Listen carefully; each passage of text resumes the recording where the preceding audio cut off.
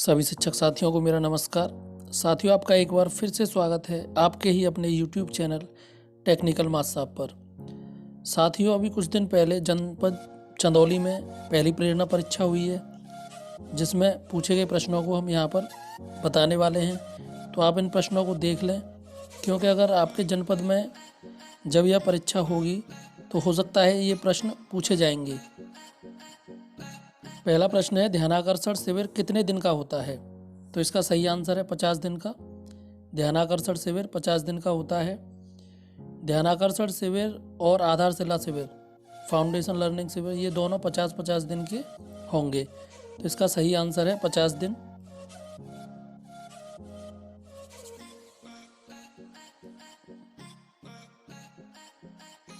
पचास दिन सेलेक्ट कर देंगे।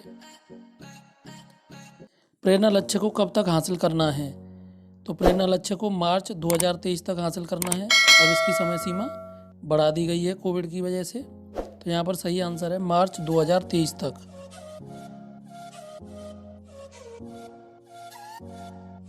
अगला प्रश्न है, प्रेरणा लक्ष्य किन विषयों के लिए तैयार किए गए हैं? तो ये तो सभी को पता है कि प्रेरणा लक्ष्य भाषा और गणित के लिए तैयार किए गए हैं। तो इसका सही आंसर है भाषा और गणित।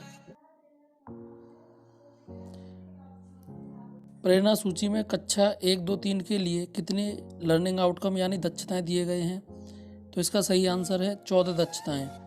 कक्षा 1, 2, 3 के लिए भाषा और गणित की 14 दक्षताएं हैं और कक्षा 4 और 5 के लिए 16 दक्षताएं हैं। यहाँ पर सही आंसर है 14 दक्षताएं। प्रेरणा सूची में कक्षा 4, 5 के लिए कितने लर्निंग आउटकम दिए गए हैं? तो इसका सही आंसर है 16। भाषा के लिए 16 और गणित के लिए भी 16 हैं। अंक के आधार पर प्राथमिक और उच्च प्राथमिक के बच्चों को कितने समूहों में बांटना है? तो यहाँ पर 3-3 समूहों में बांटना है। ABC समूहों में बांटना है अंकों के आधार पर। बाला क्या है? तो यहाँ पर पहला ऑप्शन सही है, building as learning aid. BaLA का अर्थ है building as a learning aid. Diksha का फुल फॉर्म क्या है? तो दीक्षा का फुल फॉर्म है digital infrastructure for knowledge sharing. तो यहाँ पर बी ऑप्शन सही है। LSRW का पूरा नाम क्या है? तो LSRW है listening, speaking, reading and writing. तो यहाँ पर पहला ऑप्शन सही है, listening, speaking, reading and writing, LSRW। शिक्षण संग्रह में कितनी तकनीकों की संख्या कितनी है? तो यहाँ पर सही आंसर है 18।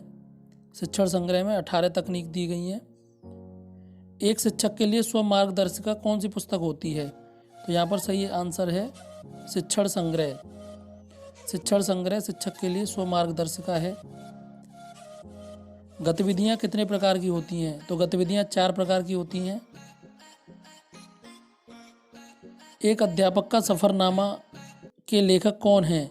तो इसका सही आंसर है रामजी दुबे। रामजी दुबे लेखक हैं। NLO से आप क्या समझते हैं? NLO है nested learning outcome. Nested learning outcome. शिक्षण योजना के प्रारूप में क्या शामिल नहीं है?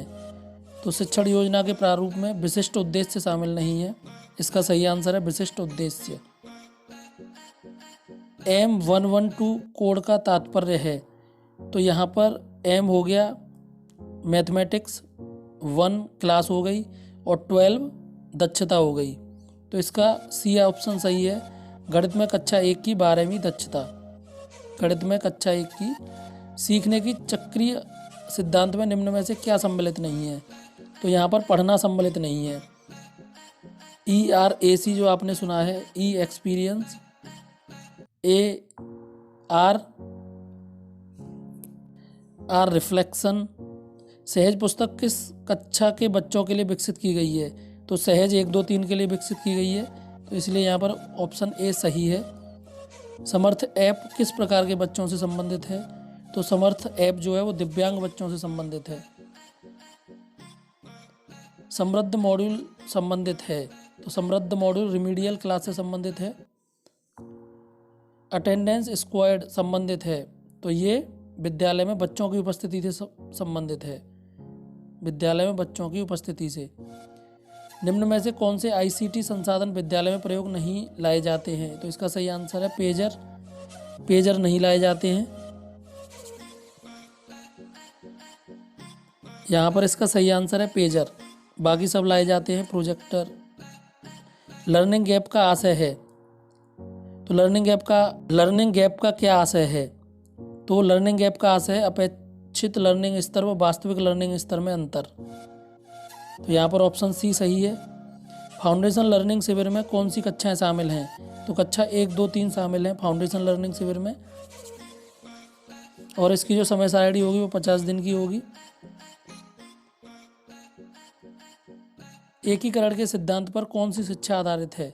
तो समावेशी शिक्षा आधारित है एकीकरण के सिद्धांत पर। प्रेरणा तालिका शिक्षकों द्वारा प्रत्येक कितने माह बाद भरी जाएगी? तो ये 3 महीने बाद भरी जाएगी। इसका सही आंसर है 3 माह। आरंभिक स्तर पर भाषा सीखने का क्रम क्या है?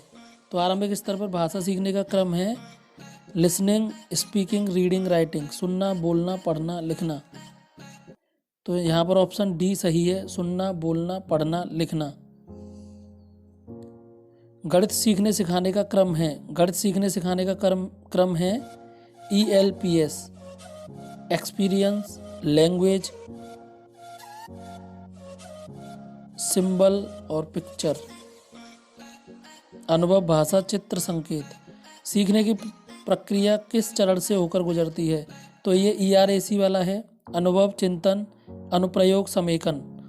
E experience, R reflection, A application और C कंसोलिडेशन।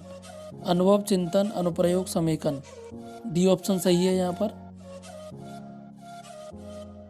प्रेरणा तालिका में एक साथ कितने बच्चों के नाम अंकित किए जा सकते हैं? तो यहाँ पर 30 बच्चों के नाम अंकित किए जा सकते हैं। इसका सही आंसर है 30। साथियों, आपको हमारा प्रयास पसंद आया हो तो चैनल को सब्सक्राइब कर लें और वीडियो को लाइक कर लें।